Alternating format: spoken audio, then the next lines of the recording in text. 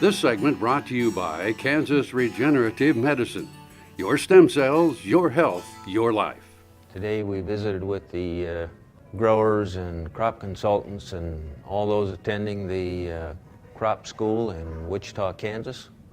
And we covered a number of different issues, initially spending some time talking about resistant weed management. We talked about the big four, those being Palmer amaranth, water hemp, Kochia, and marestail, and briefly discussing some of the strategies that we use to help manage these weeds.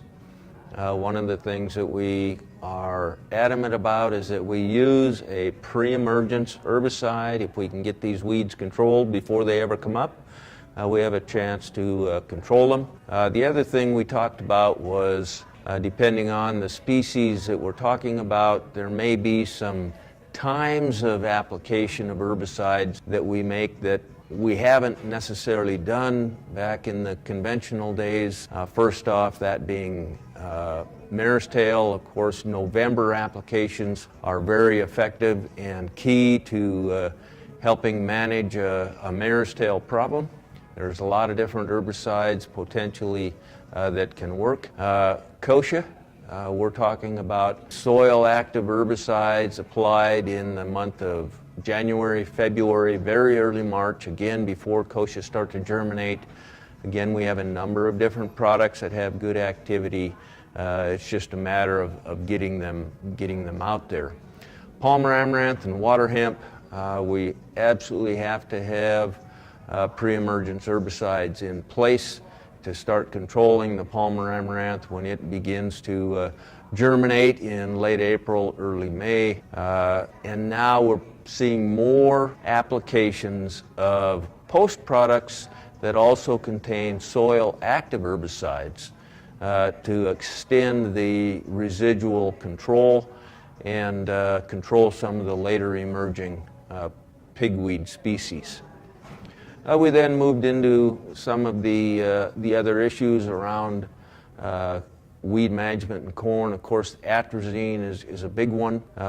It is under a 3-year review, and so we talked briefly about some of the potential outcomes that could come from that, and it may mean that in fact we'll be doing some things a little differently in the coming years, but as far as 2017, I don't anticipate seeing any changes with atrazine. But it is a herbicide we don't want to lose. It still is one of the real base products that we use in our weed management in corn, and it's also one of those under fire because it is on so many acres, and we've been finding it on an occasion in groundwater or in surface water, and so we do need to do a good job with atrazine management.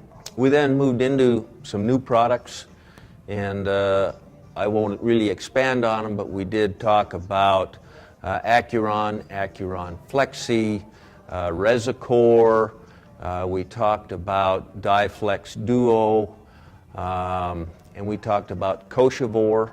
Those products all having a potential place in weed management in corn.